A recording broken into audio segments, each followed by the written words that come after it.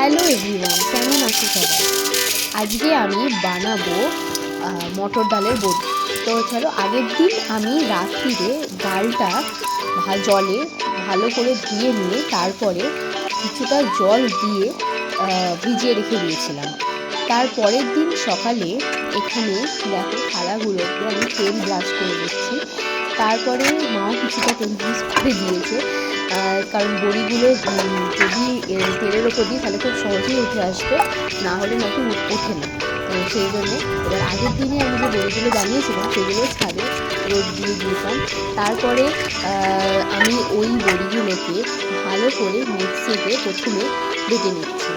তারপরে খুব ভালো করে একটু, যাতে একদম মিহি না হয়ে যায়, একটু মানে গোটা গোটা বেশ ভালোভাবে মিহি হলে তাহলে জিনিসটা খুব ভালোভাবে হবে।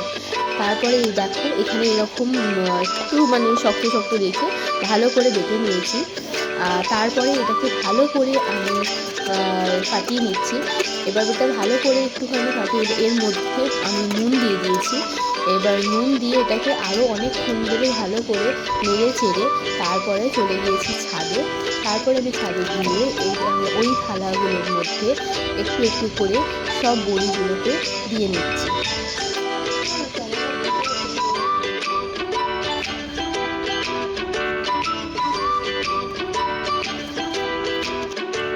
দেখো এখানে সব বড়িগুলো আমার দেওয়া হয়ে গেছে সব থালাগুলোতে। আরও সব বড়িগুলো আগের দিনকে যেগুলো ছিল সেগুলো সব বড়িগুলো রোদে দিয়ে আমি তারপরে চলে গিয়েছি। তারপরে দেখো তোমাদের দেখাচ্ছি বিকালে।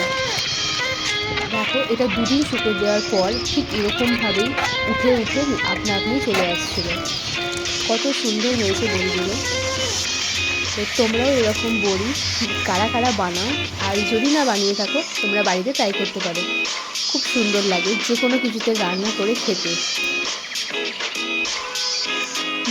দেখা হবে আর একটা নেক্সট ব্লগে। বাই।